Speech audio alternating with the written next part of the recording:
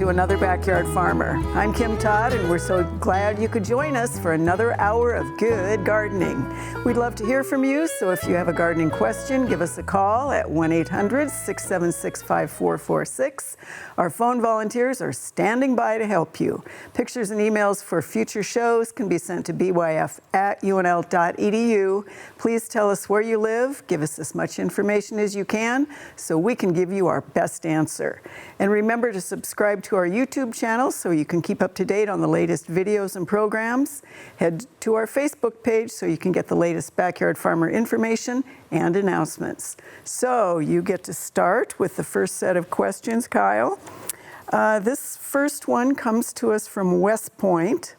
She says she has tiny white bugs that are thick on top of her petunias and her strawberries. They leave a sticky residue on the plant. What are they and how does she control them? Yeah, so these look like caskins from aphids. So that would be like the shed skin as they grow or molt. And so for petunias and strawberries, probably potato aphids would be my guess. They feed on both. So, you know, they're pretty readily controlled with something like an insecticidal soap. You can knock them off with the hose, try to get them off, just dislodging them, and most of them won't get back up on the plant. They can't crawl back up. They can, but they're not, you know, they're not the greatest. So a lot of them don't make it back up. So it's not 100%, but it does help a lot. All right, thank you, Kyle. This next one, you have one picture. This comes to us from Gretna, and she says she and her sister garden in raised beds. Year after year, their cucumbers do this. They still produce cucumbers, but not as many as they did before. The growing season is shorter because they eventually die off. What is this and how to fix this? She didn't say anything about whether they rotate their crops or what their sanitation is. Mm-hmm. So these are melon aphids, and cucumbers are fairly susceptible to melon aphids. They can cause a decent amount of injury, just their feeding alone. If there's a high enough population, they'll cause a cupping of the plant, some chlorosis, so that could potentially affect, the yield. But I also wonder about either other things contributing to that, or they're really can be problematic because they will transmit a whole host of viruses into plants, including cucumber mosaic virus. So that will cause some similar sort of symptoms, I believe, and might also reduce that yield and cause those plants to die off early. So they can come in pretty early in the year, so I would get out and look for aphids, start looking for those things early, June at least, and you want to try to control them as early as possible to minimize the risk to that. So unfortunately, controlling the aphids doesn't totally prevent virus transmission because that particular virus can be transmitted in just a matter of seconds. So it's not, a total cure, but it certainly will help. All right, thanks, Kyle. And one picture on this next one. This comes to us from Firth. It's a little blurry, but not so blurry you can't tell what those beasties on his oak leaves are. Yeah, they're softflies, and so probably not anything to be too concerned about. Most trees, mature, healthy trees are going to tolerate some of that feeding defoliation just fine, as long as it's not, a sort of a young tree, newly transplanted, anything like that. In those cases, it might warrant control, but we're also kind of getting towards the end of the year for those. It's kind of typical that they're not really noticed until end of summer when they're sort of already about done feeding anyways. If so, you can treat them with a host of just various garden insecticides, and again that's another one that you can dislodge with a forceful stream of water, and they are really not very good at climbing back up on the plant. So that's pretty effective. If you're able to reach them with a stream of water, that'll work pretty well as well. Great, thanks, Kyle. All right, Matt, you have 3 pictures on this one. This is a Ceresco viewer.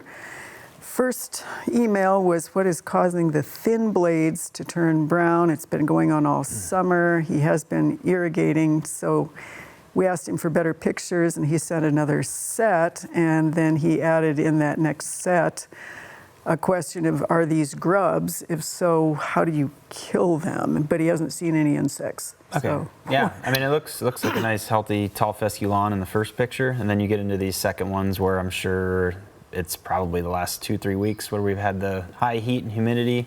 So it could be a combination of things. I don't know for sure what disease it might be if it was one. It looked like maybe a little bit of brown patch in the first one.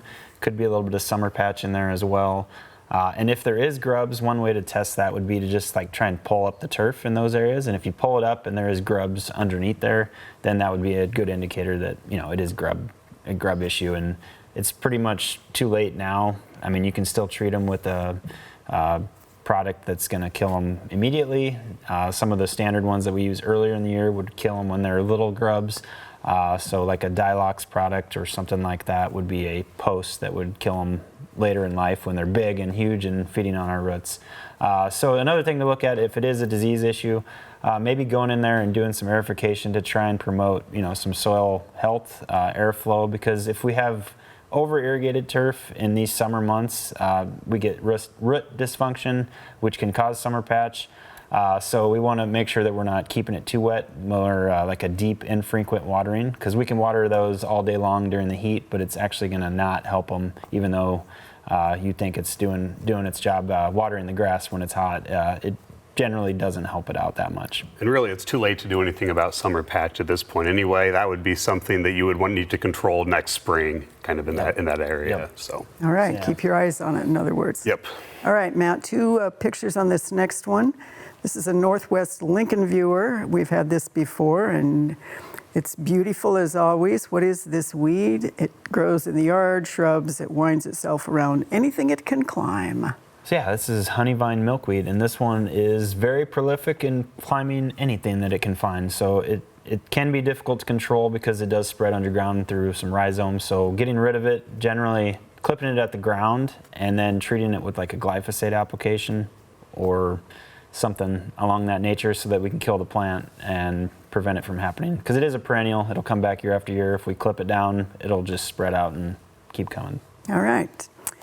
Let's see, Kyle, you have 2 pictures on the first one. This one comes to us from, let's see, Lincoln. She has tiger eye sumac. They're about 4 years old. She says one is losing the leaves are turning red, small black spots on the trunk. She's wondering what's causing this. That is a very good question.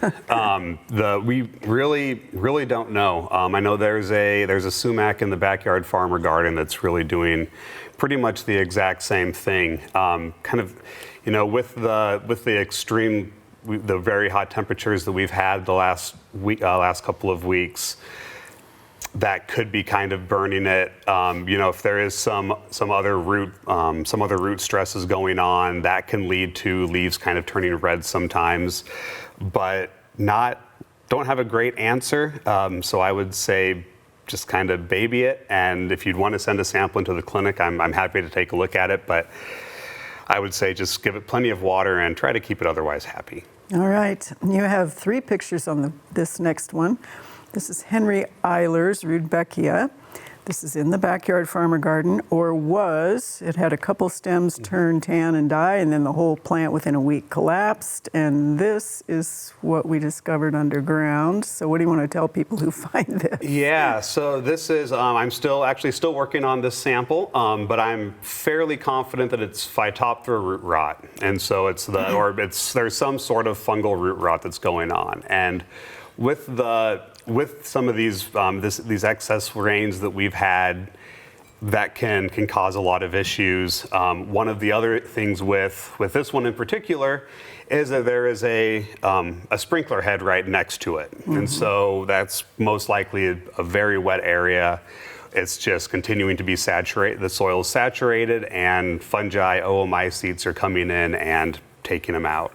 Unfortunately, once the root and crown dies, the rest of the plant will die too, so you really just have to dig it up and try to take care of it next year. All right, thank you.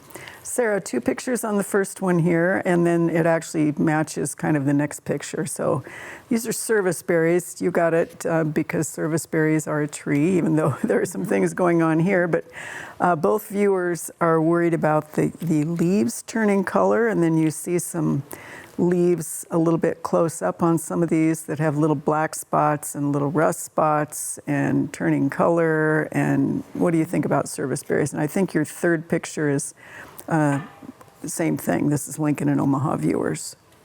Yeah, so these leaves turning yellow and going off color, this is the normal stress symptoms that we see on serviceberry at this time of the year. If conditions have been especially hot, which they have been, or if they've been especially dry, it's not uncommon to see some leaves, turn yellow and start to look stressed. The little black things that you're seeing on the underside of the leaves are droppings from lace bugs. Serviceberries tend to be kind of prone to lace bugs, and they'll cause some yellow speckly feeding that you see on the leaves around the leaf veins. Generally, it's not a serious problem. It's not something that I would really spray the trees to control. I would just really make sure that the trees are vigorous through, watering, deep, infrequent watering, mulch, that type of thing. And these are really going to be fairly minor issues. Good. And we were talking a little bit about serviceberries really don't like some of the places where people are planting them. Yeah, they really are more of an understory tree, right. So they would prefer to be, especially in the afternoon, in the shade of a taller tree. If they're in the full sun, then again, you need to make sure that they stay watered when we are in dry periods. Great, thanks. One picture on the next one, Sarah. This comes to us from Pierce. She's wondering what in the world caused these hydrangea flowers to look like this. Yeah, I had to do a little bit of research on this, and I think actually, unfortunately, you have a virus. Hydrangeas are prone to several types of viruses. They can also get aster yellows, but I think in this case, this is probably a virus. So if you wanted to, you could send a sample into Kyle and see if Kyle can isolate which virus it is. Or if you don't believe me, you could let the plant grow and see if it does this again next year, and I think it probably will. So unfortunately, there's no cure for a virus. The only thing you could do would be to pull these plants out and get rid of them so it doesn't spread to the rest of your plants. All right. It's kind of an unusual flower form. Yeah, it is. That's I think it's pretty. All right. Well, urban areas can be really dull places that are filled with concrete and tall buildings. But we in Lincoln are really kind of spoiled as well because we have some beautiful plant installations throughout our downtown. Let's take a few minutes to check out 13th Street Project and see how it's making Lincoln a more welcoming and beautiful place.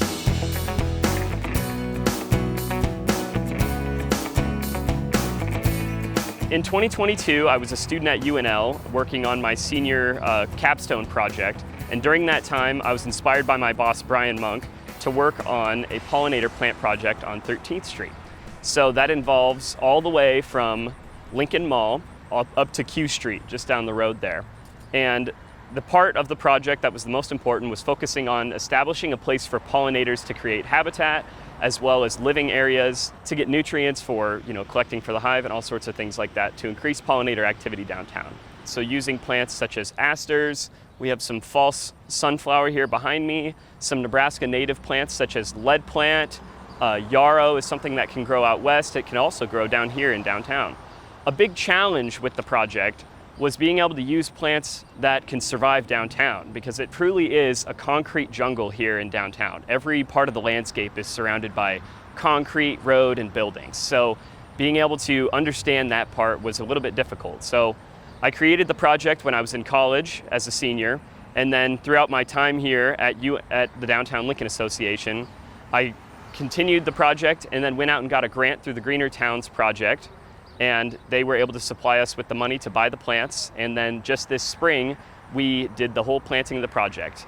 Lincoln has been known for its advantage of having, the university here in town to kind of promote some of these great projects.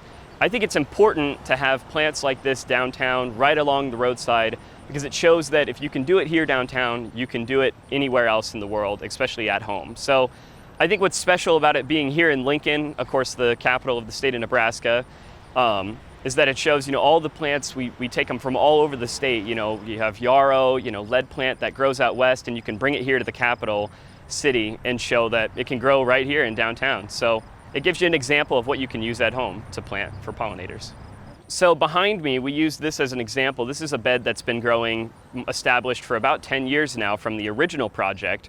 And the hope is to have most of the landscape beds on 13th Street look like this bed here behind me. Nice and full, plants hanging over the side, absolutely just filling up the bed, making it look like less of a landscape and more of something out of a dream. And you know, it gives you an example of what you can do at home, as well as the idea of just putting pollinator plants here was to increase the pollinator activity in downtown Lincoln to give us a better chance at having good, clean, and beautiful flowers downtown.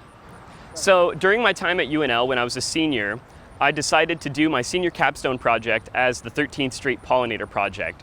And part of that, I went out and got a grant through the Greener Towns Project with the statewide Arboretum of Nebraska, and they allowed us to be able to use the money to buy plants for this project. So that was my big emphasis. I did that while I was in college. Then I'm now almost 2 years or a year out of college or so. And during that whole year, I've been working on this project, planning it, and then this spring we planted it. So what that brings me to is our next project, which will be from Q Street all the way on 11th to 14th Street. And we hope to do something exactly like this, where we do a large replanting of pollinator plants. It really is amazing what can be accomplished with a few plants to make an urban area be a wonderful experience. We'll be keeping an eye on this and future projects in downtown Lincoln. All right, round two. Let's see, Kyle, you have one picture on this first one. She's from Bennington. She's found numerous holes in the soil along the foundation and in bare spots near the flower beds. About 1/4 of an inch in diameter. She wants to know what's digging and how does she deal? Yeah, so it's it looks to me like a solitary wasp, so too small for a cicada killer. Those would be, you know, probably closer to like an inch in diameter. So I think that this is probably like a thread-waisted wasp or a sand wasp. And so they, you know, interestingly, some of them will actually dig sort of these false or kind of decoy chambers there, and I think that's maybe what we're seeing in this picture. You have these kind of 3 open ones in the top, and then down below it looks like there's some that are maybe filled in. And so what they'll do is they'll kind of, you know, they're parasitized by other wasps, and so they make these mock ones that will be sort of a decoy for those other wasps to go into, and they plug up the real ones. So I think that's what it is. They're solitary. They're really they're not aggressive. They're not harmful. So it's not anything that I would manage. I think it can just be left alone. Perfect. All right, 2 pictures on this one. Found this critter in a pot. This is Grand Island. We all know what it is, but the real question here is, are we about finished with these? Yeah, green June beetle. So, you know, they really are winding down at this point. So, you know, if you've had issues with them, you know, at this time, nothing really to be done. Okay, all right. And then 2 pictures on the next one. This comes to us from Sioux City. She says, can we tell her what this is? And for our viewers, you can see that beautiful green thing on top of that zinnia. Yeah, it's a katydid. Unfortunately, can't say more. If we had a little bit better resolution here on this image of the insect, might be able to get a better idea on the species, but it's a katydid. All right, and good guy or bad guy? You know, I think it's a good guy. You know, they don't really harm anything. They don't cause any real problems in terms of, you know, feeding on things in the landscape. They are herbivores, but, you know, not really a problem. And they're one of those, you know, insects that make up the chorus at night. And so, you know, I like them for that. Yeah, me too. I like the name. Relocated to the neighbors. Relocate. All right. Let's see, Matt. You have 3 pictures on this one. This is a North Bend viewer. They had their lawn sodded with RTF fescue in October 23, pre-emerge, weed and feed, and then all of a sudden in June they've noticed an explosion of what they think is yellow nutsedge. They hand pull it and they rogue it. But they're really surprised to see that it is in a new lawn. What sort of advice can you give them here? So yellow nutsedge is everywhere, and just because it's in a new lawn doesn't mean it was brought in. So the soil was there before that you laid the sod over. It was probably disturbed and moved around and leveled. And those tubers can be spread very easily. And I think you also mentioned there was some in the landscape beds. So it's obviously there. So when you go and you till the soil up and move it around, you're going to spread that all over. And then you do eventually see it popping up throughout the lawn. So the best thing you can do if you do see it in June is to probably treat it with herbicide. Otherwise, it will continue to spread throughout the year and create more rhizomes. And then next year, you're going to have bigger patches. So if you did see it in June, I would plan on next year treating with the herbicide. I would say sedgehammer is probably the best one, or halosulfuron, because it's safe on a lot of your ornamental plants. So you could use it in the shrubs or the ornamentals as well, and in the lawn. And I would, as soon as you see it, generally that June timeframe, and then treat again probably 6 weeks after your initial, and that will help minimize the amount of nutsedge you have. All right, excellent. 2 pictures on the next one. This is actually a year ago, Matt. You talked about using tenacity on brome in July to set it back. Now, this is obviously in a stand of prairie grass, so that's a little different, but do you want to review that again? This is an Ashland viewer. Okay, so the reason I mentioned that one is because we were looking at trying to remove it out of a lawn when it encroaches into a lawn. So we looked at different timings, May, June, and July, and it seemed like July was the best timing because it's slowing down, whereas in May and June it's growing so fast that tenacity didn't work as well. Glyphosate was the same way. It worked better later in the year in July, and that's because the plant takes it down into the plant more and gets it down into the rhizome. So for treating with tenacity, generally 3 applications. So if you're starting in July, it'd be 5 ounces, and then another 5 ounces 2 weeks later, 2 to 3 weeks later, and then another 5 ounces, and that would help minimize that in a turf stand. All right, 2 pictures on the next one. This is a Lincoln viewer. They're wondering if this is just a spurge on steroids. It's much bigger than the flat ones. It's about 12 inches tall. It's never been in the lawn or garden before. Okay, so yeah, this is a spurge. It's not prostrate, but it's called nodding spurge, and it's actually one that grows upright, so it can grow anywhere from like 10 to 20 inches tall. And it's also called spotted spurge. Sometimes you can see that there's those little purple splotches on there, but not spotted spurge, the prostrate kind, because that one is also called spotted spurge, but it grows flat on the ground. So with this one, same control methods in terms of the other spurges. A lot of the 2-3-way herbicides work well on it. All right, 2 pictures for you, Kyle, on this one. Okay. And these are kind of all together. You've got some sappy trees here. Yeah. This one comes to us from Wahoo. This is a linden. She says it's very weepy, and it's got, in one of the wounds, she's seeing what she's calling white appendages. So she's wondering about the weeping, the harm to the tree. Is there anything she can do? And she did not send us a picture of the whole tree. If you stick your nose in there, it probably has a pretty nice odor as well. Most likely this is slime flux or wetwood. Technically they're 2 different things, but it's basically typically when you have a wound, there will be yeasts and bacteria that colonize that tissue, and they build up the pressure to a point that eventually they just start to ooze out of the plant, whether through pruning wounds or through natural openings in the bark. And I really think that's what's going on here. Generally, we don't think of either slime flux or wetwood as a major problem on otherwise healthy trees. In fact, there is some research that shows that having slime flux or wetwood can actually raise the internal pH of the tree to a point that makes it less hospitable to wood rotting pathogens. That said, the fact that you have a tree that's been colonized with yeasts and fungi means there's likely some stresses that are going on. The weeping itself is not going to kill the tree, but potentially there are other environmental stresses that are weakening it. All right, 2 pics on the next one. It might be almost the same thing. This is Aurora. And it is the same thing. Again, same thing. It's very common. I know I was actually talking with a panelist on this show about one of their trees the other day about this exact same thing. And as the trees are active this time of year, we're just going to see a lot of it. All right, and 2 pictures on the next one. This come to us from Grand Island.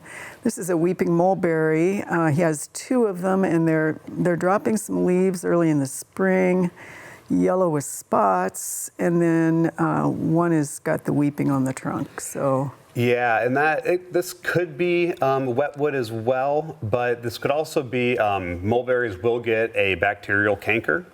And that's kind of what I wonder about here, especially since we are seeing some of these leaves that are yellowing and dropping.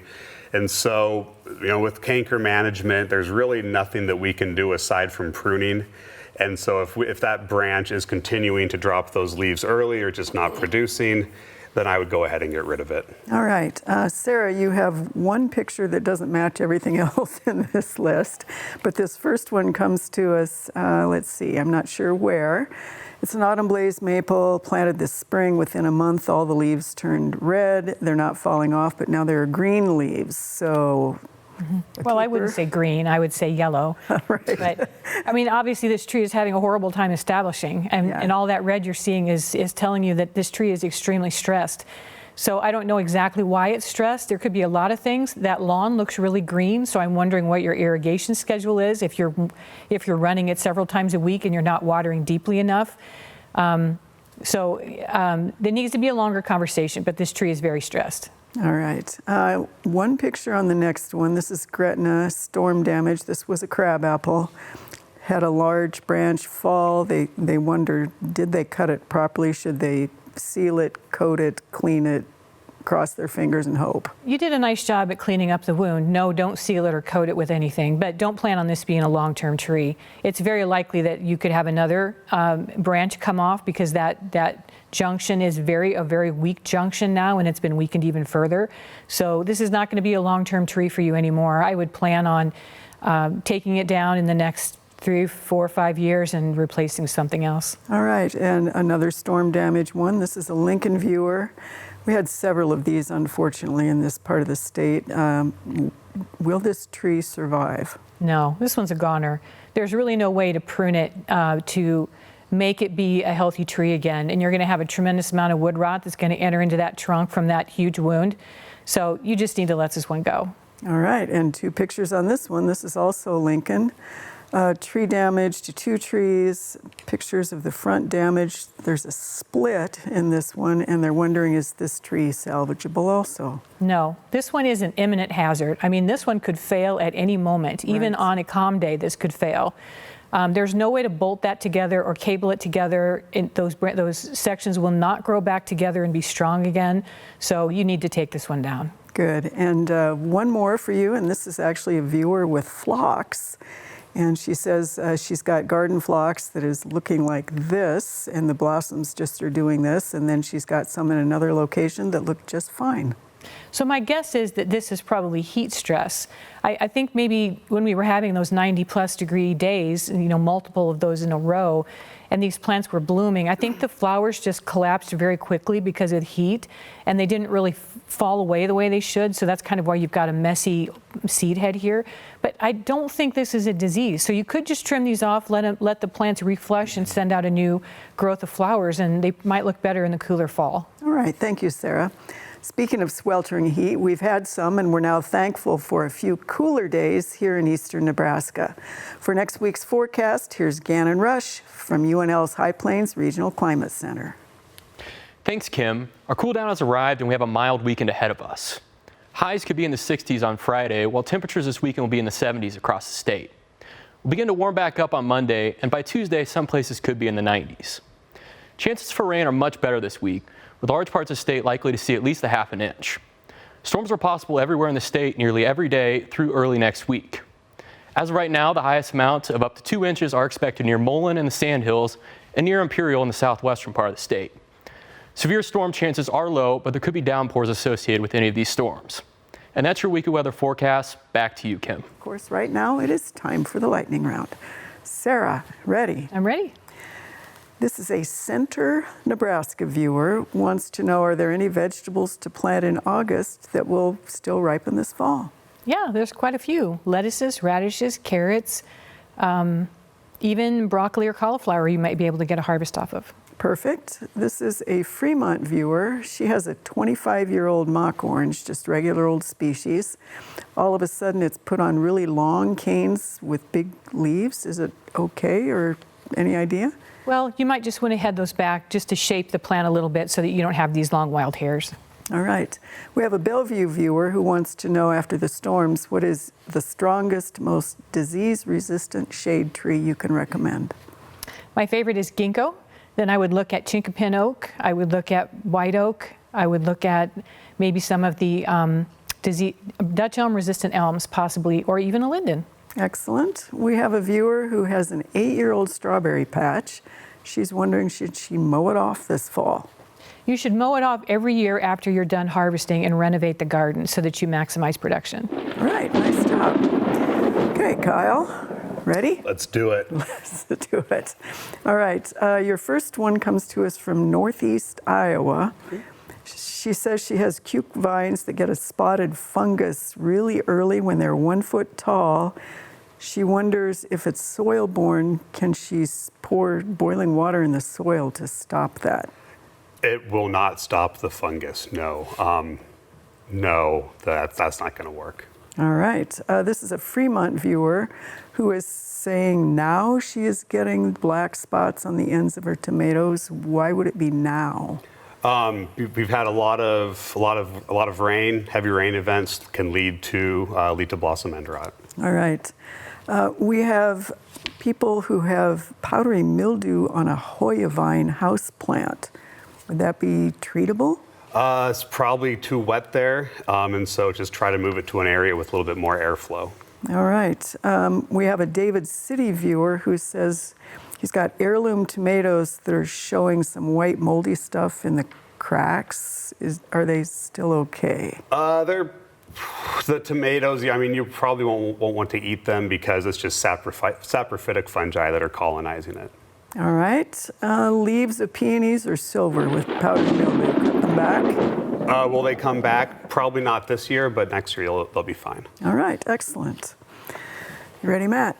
Yeah, let's do it. Let's do it. All right. Your first one actually comes to us from Imperial, and they're wondering whether using the glove of death would be okay on mulberry seedlings that are right next to the main trunks of grapes and raspberries. I would use glufosinate instead of glyphosate. It won't send into the plant as much. And a follow-up lightning would be, is that available to a homeowner? I would think there is some forms that you can buy in a box store, yes. All right. This is a Lincoln viewer who is seeding fescue next week into aeration cores and is wondering how often they should water. And this is an overseeding, apparently. Keep it wet on the top until emergence, so wet to rooting usually, so keep it wet until it germinates and then maybe spread out the waterings. All right, this is a viewer who burned a stump using charcoal briquettes, and then now they want to seed into that location. What do you think? Should be all right, but it's going to be really dry in there, so you're going to have to bring in some soil and mix it in so it's not just charcoal. All right. Should a lawn be dethatched if it is now at least 3 inches above the edges of the sidewalk? Depends if there's a thatch issue. If there's a lot of undergrowth that's building up and you can see that layer, then dethatch it. But if it's just grass, then there's no sense in detaching. All right. Okay, Kyle, ready? Ready. This is a Ponca viewer who is saying they have never had ash gray blister beetles before, and they do now. How do they get rid of them? Carbaryl should be effective. Yeah, they've been really popping up quite a bit this year. Okay, this is an Omaha viewer. She just sent this question in, and she's wondering if she has missed the treatment window for emerald ash borer. So, I'm not exactly sure because there's a variety of different systemic that are used by professional arborists. So I would just recommend going with a professional arborist for treating that. Okay. We have a Pleasantdale viewer who has huge black, white, and orange underwing colored moths. Are those good guys? Black, white, and orange underwing moths. Mm-hmm. Yeah, I mean, for underwing moths, they're fine. They're, I guess, kind of neutral. most of them are feeding on, the larvae feed on trees, so don't really hurt anything. All right, excellent. A tie, so you two can arm wrestle for it. That's But Sarah had the hardest question. 3. All right. So we now go to our garden minute, and it's putting on a beautiful show right now. So much color, so much texture. Really a great place to take a stroll. So here's Terry to show you around our backyard farmer garden.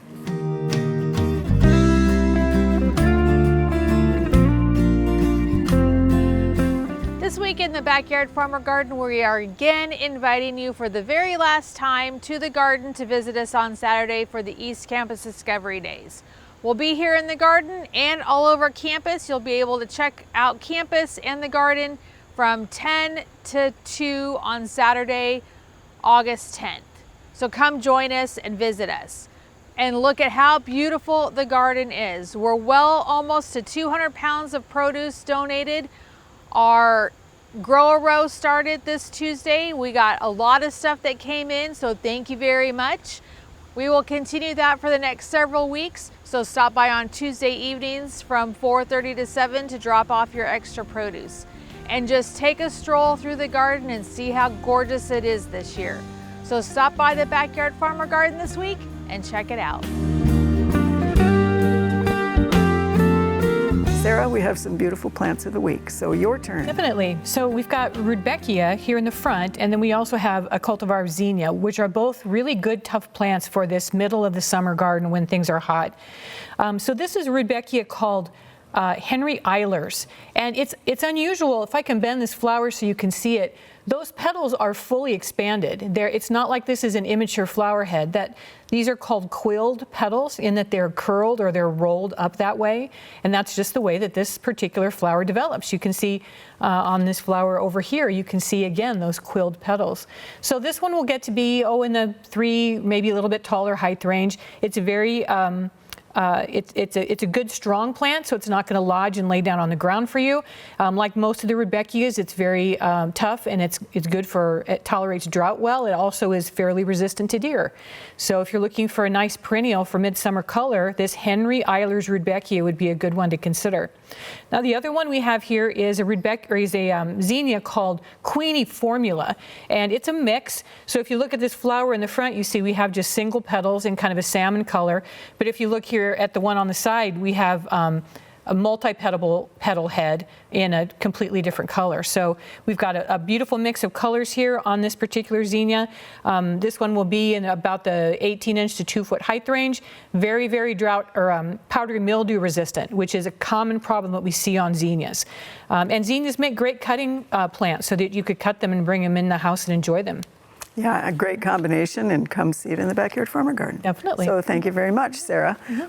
Well, of course, we have announcements always of good things in the gardening world. We're going to start with our BYF Garden Grower Row again. This is our produce donations. We are still taking them, and that's Tuesdays from 4:30 to 7 in the Backyard Farmer Garden. We really appreciate that. Our second one, of course, is Discovery Days, East Campus Discovery Days. This is the last one of the season, Saturday from 10 to 2 on East Campus. Lots of fun for everybody, and of course, do Bug Fest too, if you like bugs. All right, so let's see, Kyle, you have one picture on this first one and one picture on the next one, and they might be the same thing maybe, but I don't know that. So what is this one? Well, they are different, but this is strawberry root weevil. So they're really common home invader in the summer. The larvae feed on roots of a number of different plants, including strawberries, and the adults, they don't like it when it gets hot and dry, and so they come inside kind of looking for a cooler, moist place, but they're totally harmless. They don't colonize inside, they don't bite, they don't do anything, so you can just vacuum them up. All righty, and the next one looks a little bit the same. We don't know where this one is either, but what are these things? Yeah, so these are white margin burrow bugs, and they're, again, really pretty harmless. They're actually super cool because so they feed on seeds of plants in like the I'm blanking, but the mustard family. And so what the adult females will do is they'll actually like collect some of those and then provision them to their nymphs. So they actually have maternal care, which is really kind of unique in the insect world. So very interesting, but they're harmless. They don't hurt the landscape. They don't harm anything. They don't bite. So Excellent. All right, one picture on the next one. This comes to us from South Sioux. Good or bad? These are definitely not good. These would be the eggs of squash bugs. So these are bad guys that are. So squish them. Yeah, definitely. When you see those eggs, you wanna squish them. Squash or squish. If you have a history of problems with them, I would start looking for these eggs in June. Usually they're going to be on the underside of leaves, and when you find them in those little clusters like that, they have that characteristic bronze color. Usually around 15 to 20 eggs per mass. Squash those. The adults like to kind of hang out around the base of the plant. So some things you can do, don't mulch those cucurbits that you have in your garden, because that can provide some protection for them around the base of the plant. You can, when you do treat with insecticide, you can use something like pyrethrins if needed, and so you want to really concentrate around the base of the plant when doing so. Otherwise, cultural practices like cleaning up that garden as soon as you harvest, so that you're not providing a food source for them continuing into the fall and winter, and clean up the garden. They overwinter as adults. So try to do some of those things to limit them coming back next year. All right, your next one is a Lincoln viewer. She just wants to know what these are. These are tiger bee flies. They're really cool, and they're apparently having fun with one another. And one picture on the next one, she found this caterpillar on a small pot of parsley. What is this one? This is the caterpillar for a black swallowtail. So she's really lucky on that one. Yeah. All right, thanks. You've got one picture on this one, Matt. This is from Fremont. And this plant has sprouted on the north side of the foundation. Distinct odor, and it wants to vine everywhere. Yeah, Let's hear you pronounce I've heard this one's bad. It's called like a fish mint or chameleon plant or petunia or hotenia is what I call it. I've never seen it before, I guess, but it can spread very rapidly underground through rhizomes and through the roots, so you have to dig this one out and get rid of it. So get rid of the area that it's in, otherwise it will cause more problems around the area. All right, two pictures on this next one. A neighbor has trumpet vine on his fence, no suckers until this year. Wants to know, can he kill these without killing his neighbor's vine? So in order to get rid of these, you almost have to clip them and treat the clipping. So if you do use, like, let's say glyphosate at a high rate, I wouldn't think it would spread that far to the plant, but to be safe, you could use phenolic or that glufosinate, and that would kill that part of the plant. But All right. That's a lot of clipping. And two pictures on this one. This is an Omaha viewer.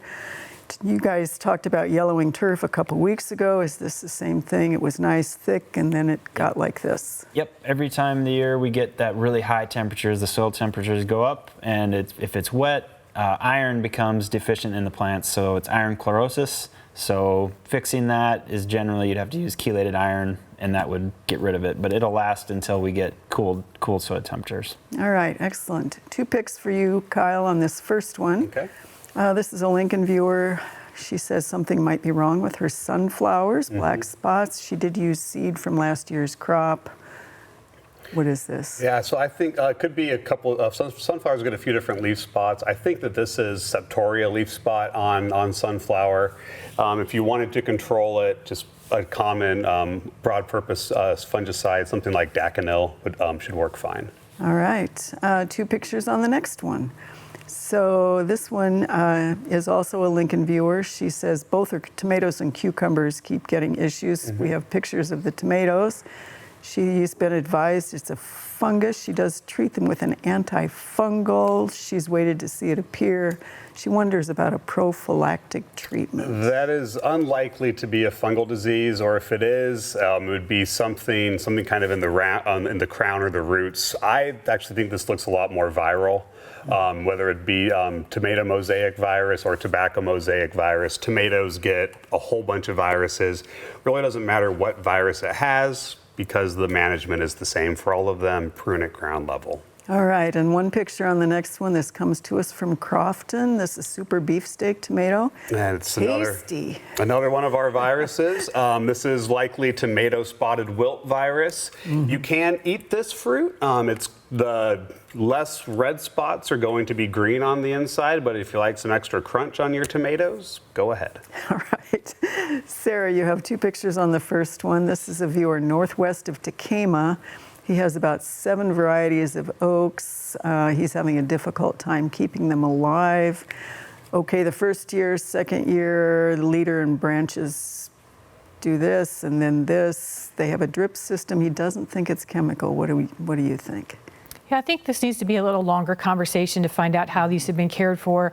I would be interested to know if these were container plants when you planted them, if you addressed the circling roots when you put them in the ground, dug that nice wide hole to loosen up that soil. There was no mulch around that plant that we just looked at. The brome was already starting to grow back in. So I think there are some basic things that we need to look at as far as getting new trees off to a good start. Plus, there could also be some herbicide drift that maybe is affecting these trees too. So it could be a whole host of things. All right, thank you, Sarah. Council Bluffs, this is, what is your recommendation, for a limb that's split on this prairie fire crabapple? Yeah, they can't, this is not a branch you can save. You just need to cut this one off. Right, enjoy the rest of the tree. All right, and one picture on the next one, Sarah. This comes to us from Murdoch. He wants to move this 10-foot spruce, and he found multiple suggestions. So evergreens are ideally moved when they're dormant. So that would be from, say, November through about the late part of April. And ideally, if you could choose one of those times, I would say move it in the spring, from anywhere from, say, end of March through the end of April, possibly even into beginning of May. The evergreens don't generally start to put on their new growth until around the first part of May. I'd like to see it done in the spring because then the tree has the whole summer to put out roots and establish before it has to go through winter. Whereas if you do it in the fall, the tree won't have any establishment time, and so little potential for winter damage is a little bit higher. All right, thank you, Sarah. Well, walnuts are native, they're beautiful. We love our walnut trees. They also can be a bit messy. They can also cause problems with other plants around them. Let's take a few minutes, or a minute at least, to learn how these can cause a problem potentially in your landscape.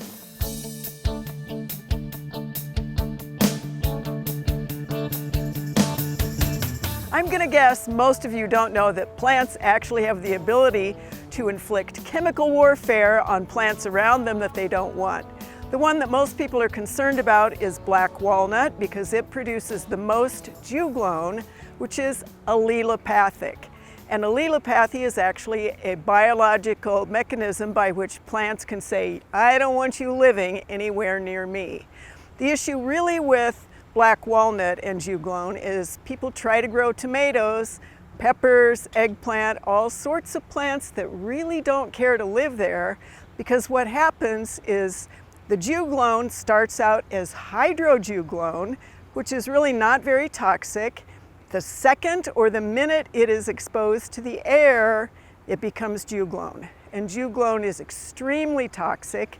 It is one of those chemicals that if you think about cyanide poisoning, same thing exactly. The interesting thing though is there is not a lot of good research on which plants are going to be susceptible to the effects of juglone, which can be everything from just a slight change in the way they grow to death.